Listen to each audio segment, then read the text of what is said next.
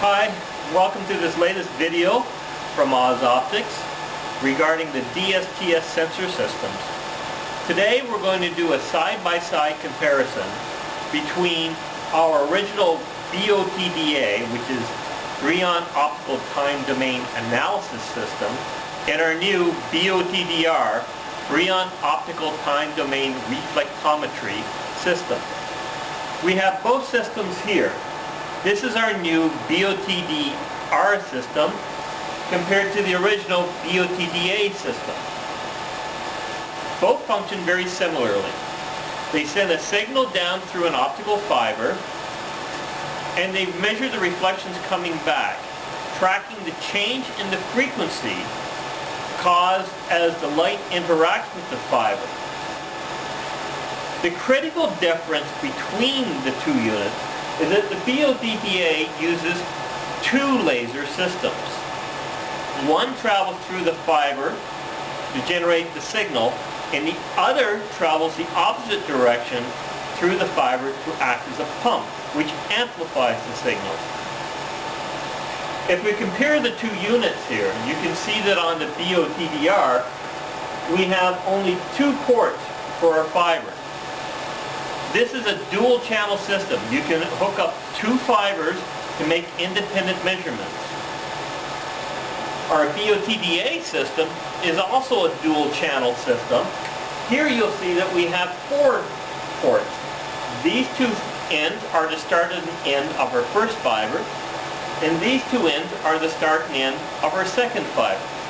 So both systems can make independent measurements on two separate fibers. But the BOTDR, because it only uses one laser, only requires one connection, whereas the BOTDA requires connections on both ends of the fiber. For many applications, you will have only access to one end of the fiber, while the other end of the fiber is somewhere off in the distance. For those applications, only the BOTDR will be able to get you measurements. However, if you can access both ends of the fiber at the same time by having the fiber go out and back to form a loop, you can amplify the signal to get a much stronger signal, which will allow you to take measurements over longer distances with greater accuracy and also with higher resolution than you can using a BOTDR system. So to illustrate this, we have both of our systems hooked up to fibers.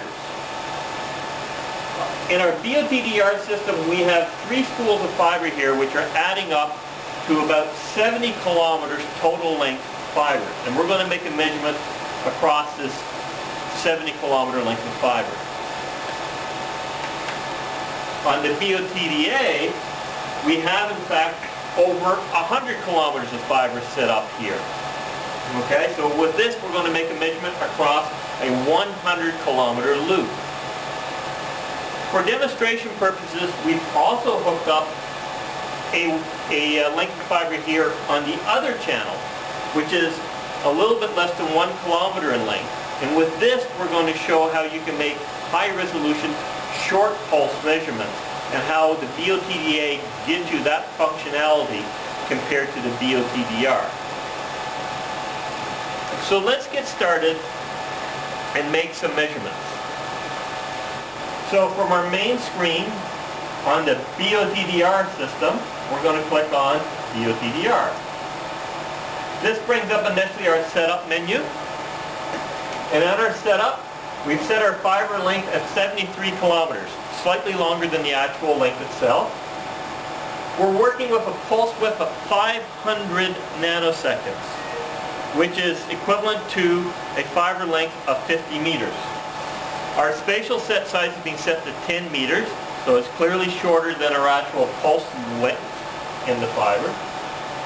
And we're going with 30,000 averages. Now 30,000 averages is a lot of averaging to be done on such a long fiber. But it's necessary in the BOTDR system because the signal is not being amplified like it is with the BOTDA. So we have to take a lot more measurements to average out our signal to get the necessary signal to noise for our measurement. The rest is pretty much straightforward. So with this we can start, and if we hit our laser on, it will start taking an initial measurement at the frequency it's currently set at, and we'll show a trace of the actual signal that's being seen by the instrument at one frequency. So here we are with a signal being shown, and here we have a very strong signal at the beginning of our system. Right here is where it's transitioning from one fiber to the next. And as you go along, you can see the signal is getting weaker and weaker and weaker. It almost looks like it's going down to zero here.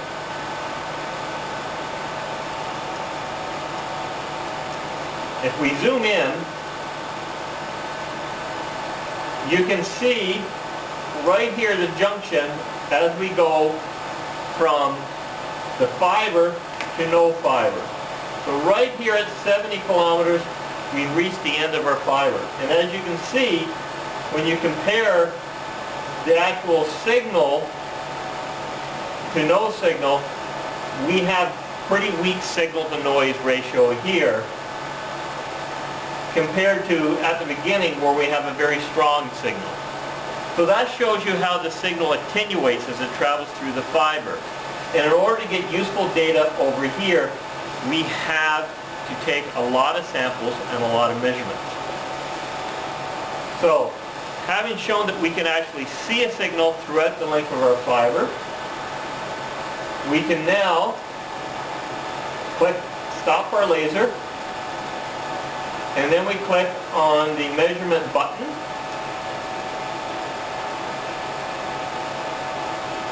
and we'll hit start to take an initial baseline reading.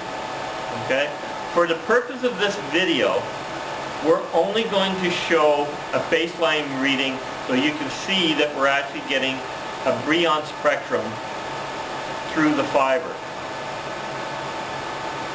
Now while this is taking a measurement, let's go over to our BOTDA system. Now, we're going to take a similar sort of measurement with our BOTDA system. And again, we come to our setup screen. And here we have things set up slightly differently. We have, again, over 100 kilometers of fiber here.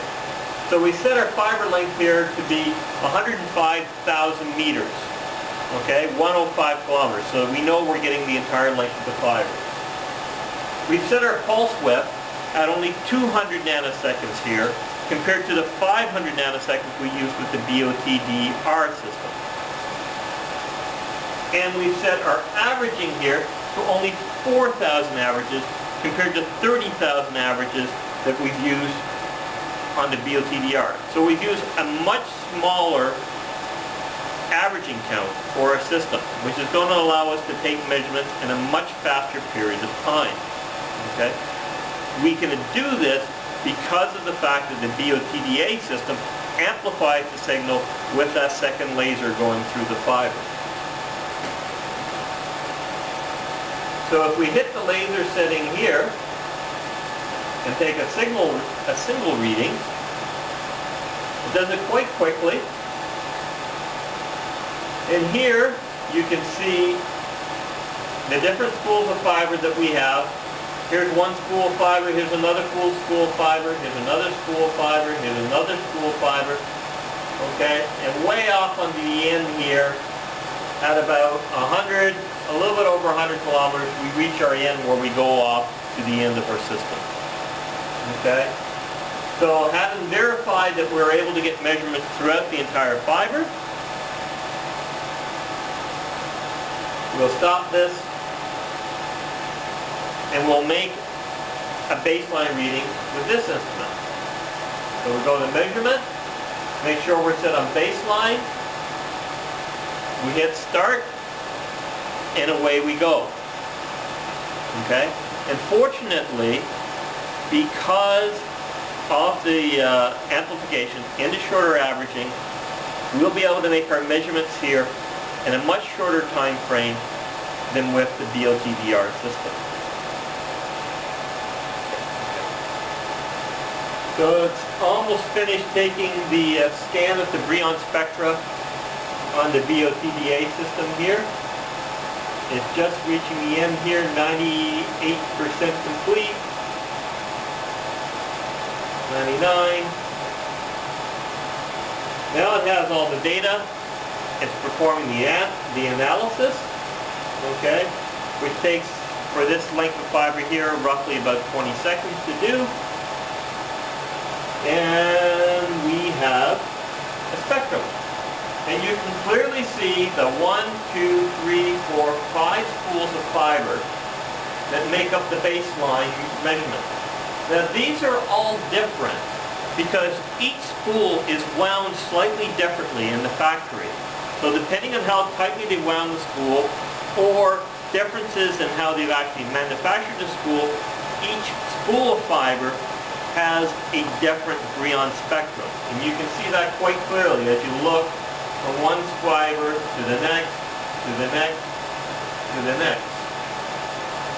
But if we analyze the spectrum here, you can see that from each one of these spools of fiber, we have a fairly consistent spectrum. And it's quite sharp, easy to read. It's only when we get down to the end of the 100 kilometers that we start getting some additional noise compared to the background. So we're able to get a good Brillouin spectrum reading right across the entire length of this 100 kilometers of fiber.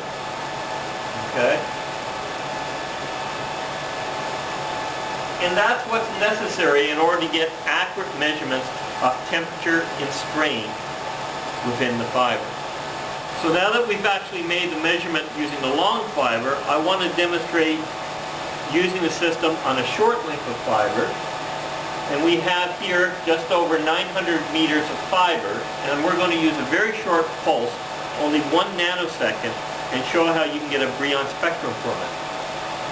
So we're going to go to our setup here. So instead of having 105 kilometers, we're going to remove 2 zeros here. Set it up as being 1050 meters. We're going to change to channel 2 because that's what the fiber took on.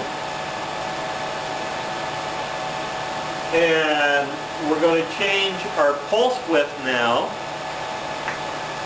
to only 1 nanosecond.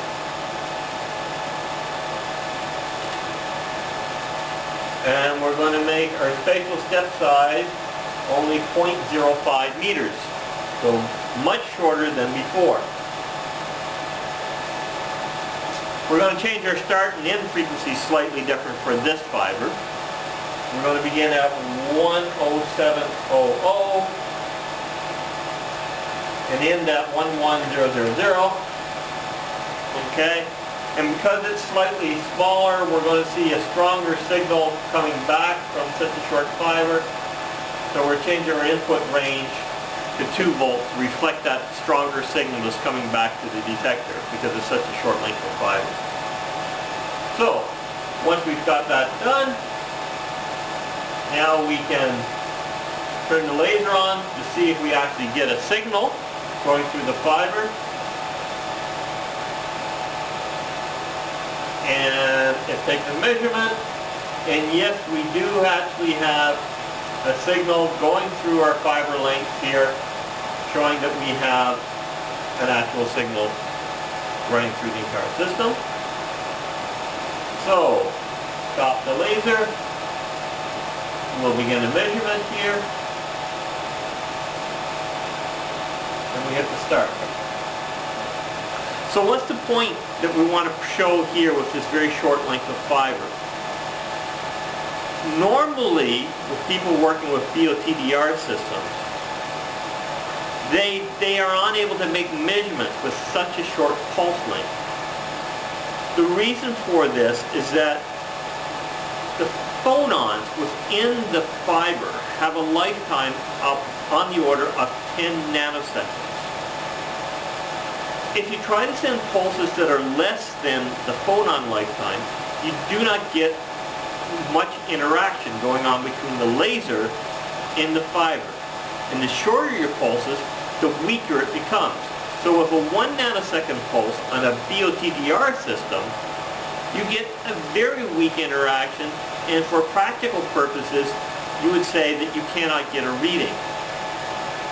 With our BOTDA system, using the amplification process and special techniques developed here at Oz Optics, we can actually make measurements using these very short pulses, only 1 nanosecond in duration. It's already finished making the measurement, and you can see that we have a signal here, and if I go to analyze, you can see quite clearly that we have a Brillouin spectrum running throughout the fiber, and it's only if we go off the fiber itself do we end up getting no signal. So it's quite clear the difference between when you're sending light through the fiber, when you have a Brillouin spectrum, and when you've gone past the end of the fiber where it's just random noise. So this shows that you can get a real physical Brillouin spectrum on the BOTDA system with pulse widths of only 1 nanosecond, compared to a practical limit of 10 nanoseconds with the BOTDR unit. So let's see how our BOTDR system is doing on its measurement system. So if we look over here right now, it's only about 80% of the way through its measurements.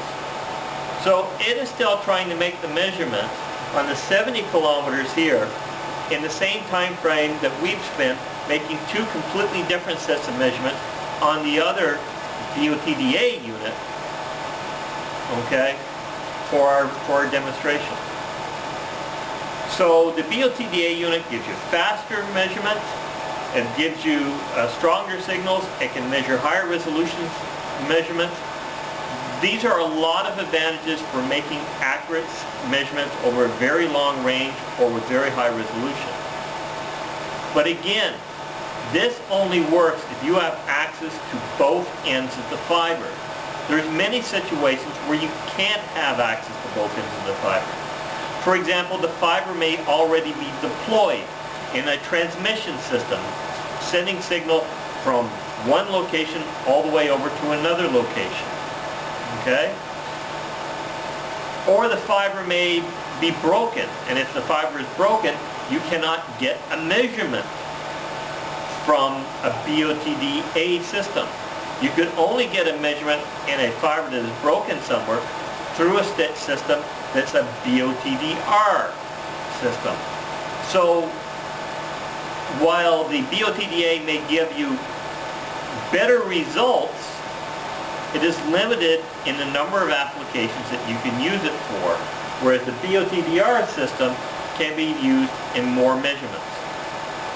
So let's wait, and we'll wait till the system here has gathered all the data and has done the analysis, and we'll show the results. So the system has gathered all the data and is making the analysis now. And here you can clearly see the 1, 2, 3 spools of fiber, and then we get to the very end here. Okay? So if I click on the Analyze button and show you the signal at the beginning, you can see a very sharp, clear Brillouin spectrum here, quite easy to see. But as we go farther along the fiber, it becomes a little bit noisier, and the signal becomes weaker, and as you go farther out, it's beginning to get quite noisy and quite weak until we get out to the point around, so here at the 67 kilometers, you can see the signal has become quite noisy until we get all the way out to past the 70 kilometer mark, and now it's just random noise that you're getting. Okay? But there's a clear difference in the quality of the signal at the beginning of the fiber compared to near the end of the fiber. And that's what limits the range of the system. Note that the fiber, this is all done just using standard fiber with standard connections, standard treatments. We don't have to use any special fiber. We don't have to use any special connectorization on either end of the fiber. So if you have fibers out there in the field that you want to use to make Brillouin measurements with, this instrument will be able to take those measurements for you. So that's the key difference between the BOTDR system and the BOTDA system. If you have any additional questions about the two units and how they work, please contact us at Optics. Thank you.